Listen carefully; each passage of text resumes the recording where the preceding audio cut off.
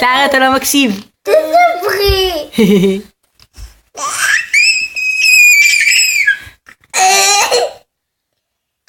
תספרי.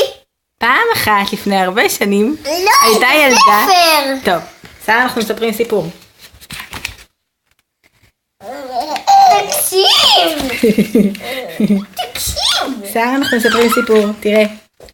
פעם לפני הרבה שנים הייתה ילדה קטנה שקראו לה כיפה אדומה. כיפה אדומה לבשה גלימה אדו מה? וכיפה אדו, מה? ולכן האנשים קראו לה. כיפה אדומה?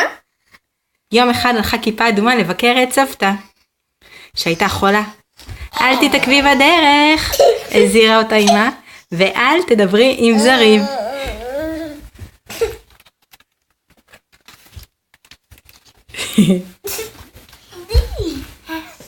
סער, תראה, אנחנו עוברים עמוד. הבקתה של סבתא שכנה עמוק בלב היער. כיפה אדומה דילגה בשבילים הצרים, כשלפתע נתקלה בזאב הרשע. שלום ילדה קטנה, אמר. מה קורה פה? לא מקשיבים לי. מותר לי ללכת איתך ביער? בסדר, הסכימה כיפה אדומה ששכחה את ההבטחה שהבטיחה לאמא שלה שלא לדבר עם זרים. מעביר עמוד. לאחר שעברה, רגע,